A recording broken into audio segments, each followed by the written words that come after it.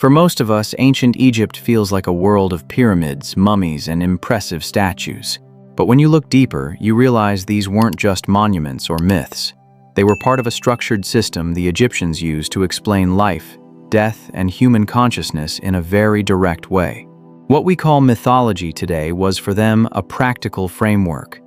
Every god represented a specific process, every symbol carried a clear function, and every temple was built to reflect a pattern in the sky. Their goal wasn't to entertain with stories. Their goal was to understand how the universe works and how a person can align with it. In this episode, we'll explore that inner system. We'll look at Osiris as a model of renewal, Isis as a guide to knowledge, Horus as the symbol of inner vision, and Thoth as the keeper of order. By the end, you may see Egypt not as a mysterious past culture, but as the foundation of Western esoteric thinking. Welcome back to the Hidden Faith channel. I'm glad you're here, and I appreciate you spending your time exploring these topics with me. Every week we look at hidden knowledge, forgotten science, and the deeper ideas behind ancient cultures, all explained in a clear and straightforward way. Before we continue, let me know where you're watching from. I always enjoy seeing the mix of countries and backgrounds in the comments. It helps me understand what topics connect with you the most. Today's episode focuses on the inner side of ancient Egypt, the practical and structured worldview behind their symbols and rituals. If you're interested in how ancient people understood consciousness and the universe, you'll find this episode especially useful. All right, let's get into the story behind Egypt's esoteric tradition. To understand Egypt's esoteric system, we need a simple overview of how their civilization developed and why their religious ideas look complex to us today. Ancient Egypt lasted for more than 3,000 years. Over that long timeline, beliefs changed, rulers changed, and entire cities rose and fell. Because of this, the religion we read in books today often feels like a mix of unrelated stories. But for the Egyptians, there was a clear difference between public religion and inner teachings. Public religion was what everyone participated in: festivals, offerings, and stories about the gods. It was meant for the general population. The inner teachings, however, were reserved for priests, scribes, and initiates. These teachings focused on how consciousness worked, what happened after death, and how a person could reach a state of clarity or balance. Most of what we know about Egypt comes from tombs and monumental inscriptions. These sources are helpful but incomplete. They highlight rituals and symbolism without explaining the reasoning behind them, which makes the system look mysterious from the outside. But when scholars compare different temples, texts, and regional traditions, a pattern begins to appear. The Egyptians saw the universe as an ordered system maintained by clear principles. They believed every natural force had an intelligent aspect, and every symbol was a tool to understand that force. Their funerary practices were not just ceremonies. They were step-by-step instructions for guiding the soul through specific stages after death. Understanding this context helps us avoid modern confusion. It wasn't a random collection of myths. It was a structured worldview that blended observation, astronomy, and psychology into one practical system. With that framework in mind, we can now look at the central question behind Egypt's esoteric tradition. Now that we have the basic context, we can focus on the main question of this episode. When we look at Egypt's temples, funerary texts, and symbolic system, what were they actually trying to accomplish? Were these beliefs simply religious stories, or were they part of a practical method to understand human consciousness and the universe? This is the core mystery.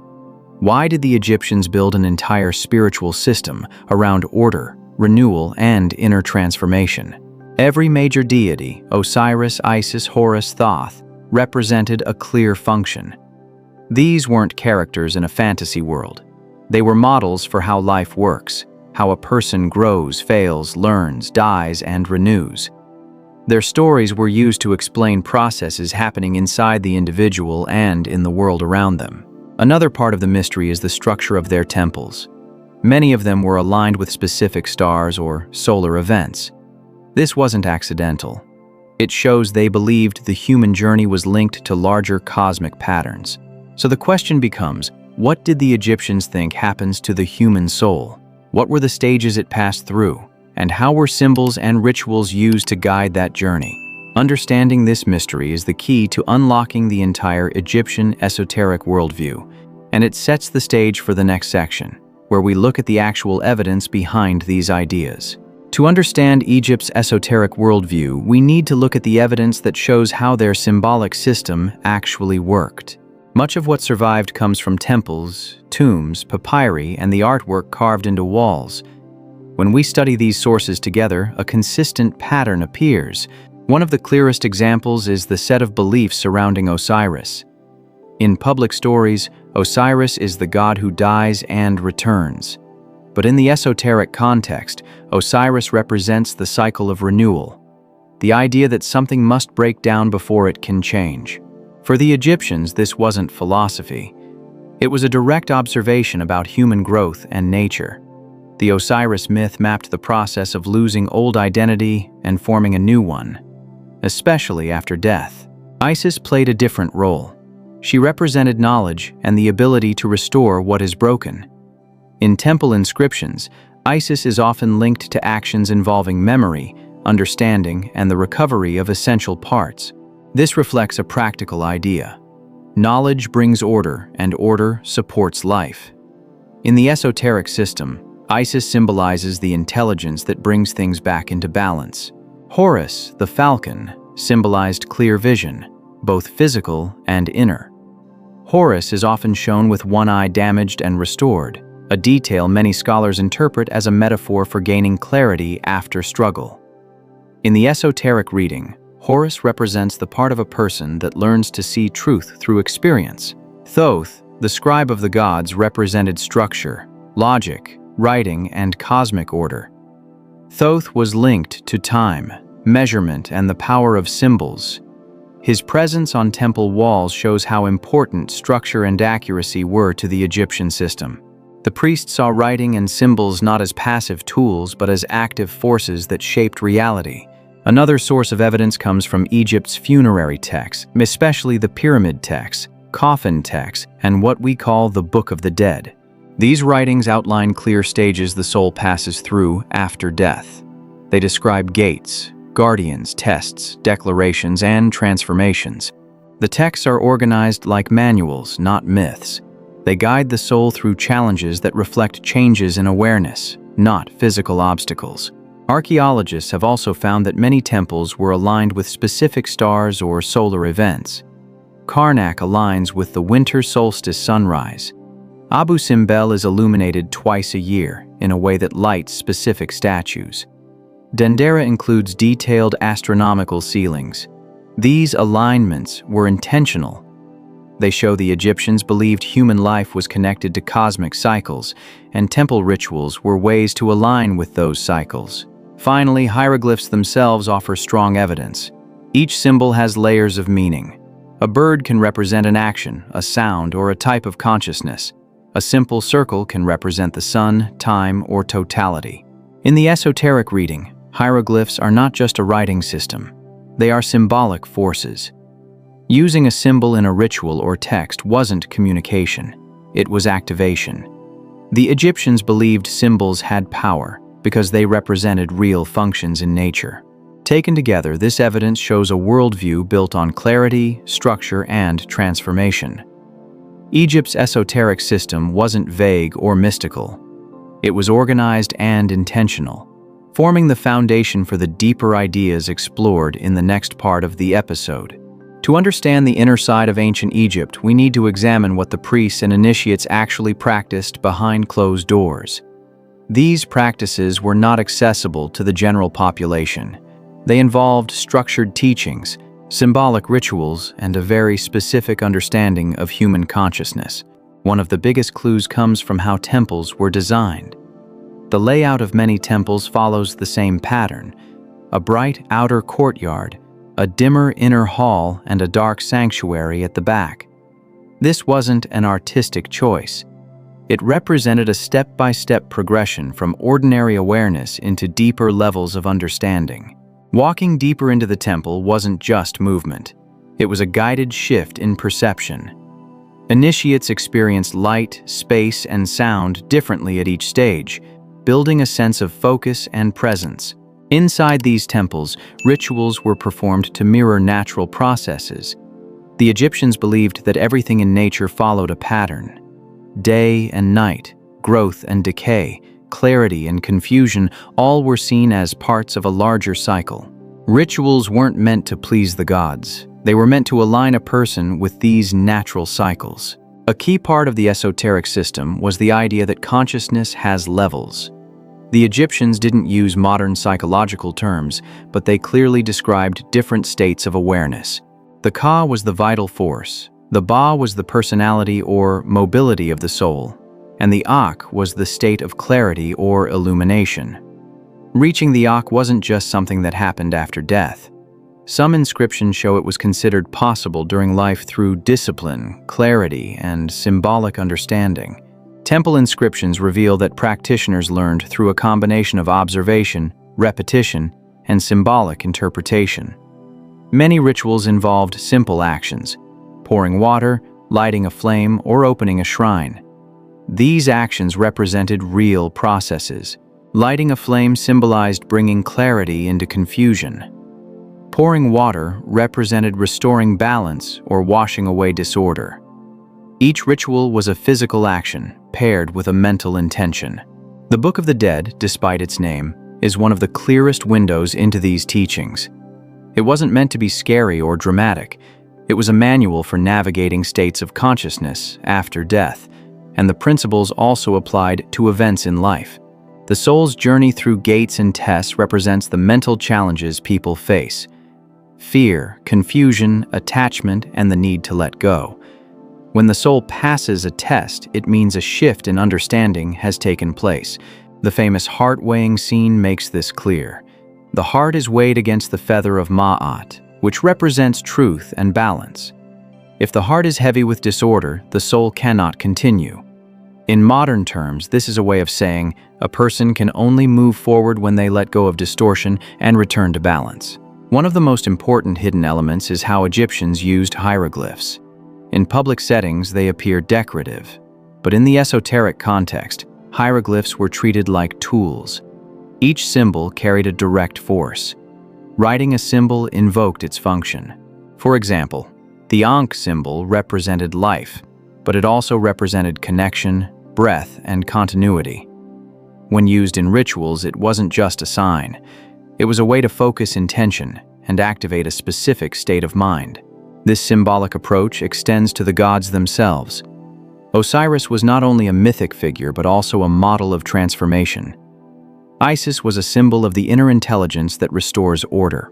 Horus represented the development of clear sight, and Thoth represented structure and accuracy. These gods were used as teaching frameworks. When someone meditated on Horus, for example, they were encouraged to see through confusion and remain steady in the face of challenges.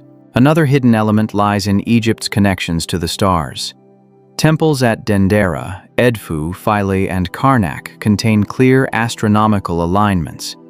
The Egyptians believed the sky provided a map of the human journey. The rising of Sirius signaled renewal.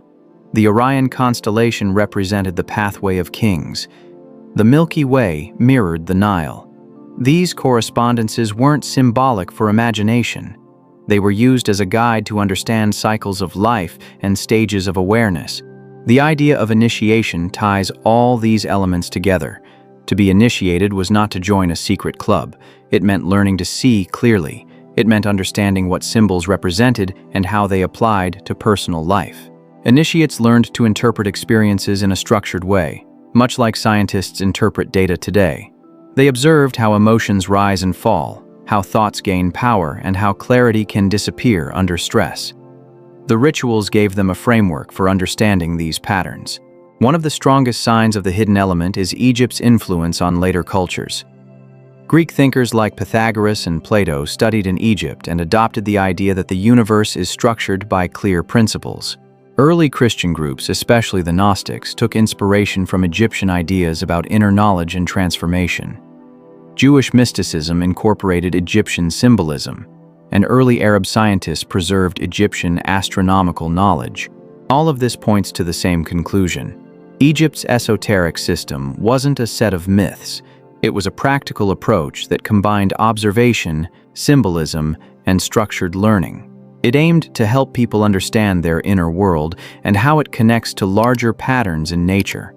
Modern research gives us a clearer picture of how much of Egypt's esoteric system was based on observation, structure, and measurable patterns. While some older interpretations treated Egyptian beliefs as imagination, current studies show they were more practical than many people assumed. One major field is archaeoastronomy, which examines how ancient structures align with the sky. At Karnak, researchers found that the main axis of the temple lines up with the winter solstice sunrise. At Abu Simbel, sunlight reaches the inner statues only twice a year. At Dendera, the famous ceiling shows precise star maps. These alignments are not coincidences. They show the Egyptians tracked solar and stellar cycles with skill and built their temples to reflect those cycles. This supports the idea that cosmic order was a core part of their worldview. Another field helping us understand Egyptian thought is neuroscience, especially research on states of awareness. Even though Egypt didn't use modern scientific language, their descriptions of the Ka, Ba, and Akh parallel ideas about energy, identity, and clarity that appear in many psychological models today. The Akh, often described as a clear and effective state of being, matches what modern science calls coherence, a state where the mind functions with stability and focus. Rituals involving breath, intention, and repeated action can influence awareness in measurable ways, something modern science confirms. Studies of ritual behavior also support this view. Anthropologists have found that repeated symbolic actions help regulate emotion, reduce stress, and increase a sense of order. Egyptian rituals used simple actions like lighting a flame, pouring water, or presenting food, but these actions were organized with intention. The structure of rituals helped the practitioner shift focus and stabilize attention, which fits well with modern findings about how repeated actions affect the brain. The funerary texts also make more sense through modern analysis. Scholars now understand that these texts were not fear-based or fictional. They were instructional guides. The soul's journey through gates and tests mirrors psychological development models that talk about stages of challenge and resolution. The heart-weighing ritual reflects the importance of emotional clarity and balance. Today, we know that emotional regulation plays a major role in mental stability. The Egyptians expressed this idea through symbolic imagery. Modern linguistics has also changed how scholars view hieroglyphs. Earlier researchers treated them as decorative or literal, but deeper analysis shows they functioned as layered symbols. Many hieroglyphs have 3 or 4 simultaneous meanings: a sound, an object, a concept, and an abstract function. This supports the idea that Egyptians saw symbols as active tools. When a symbol was carved or written, it invoked a specific idea, making writing a form of intentional action rather than just communication. Another important area is Egypt's connection to Greek philosophy. Historians now agree that Greek thinkers, including Pythagoras and Plato, were influenced by Egyptian ideas. The Greek concept of a structured cosmos, the connection between ethics and order, and the idea of the soul progressing through stages all match Egyptian teachings. This link provides strong evidence that Egypt's esoteric system shaped Western thought directly. Finally, scientific dating methods, including radiocarbon analysis and architectural studies, show that Egypt maintained consistent symbolic patterns for thousands of years. This long continuity indicates a stable system of belief and practice, not random storytelling. Taken together, modern research supports a simple conclusion. Egypt's esoteric ideas were grounded in observation, structure, and practical methods. They were not fantasy. They were an early attempt to understand inner life and the larger universe through clear and organized principles.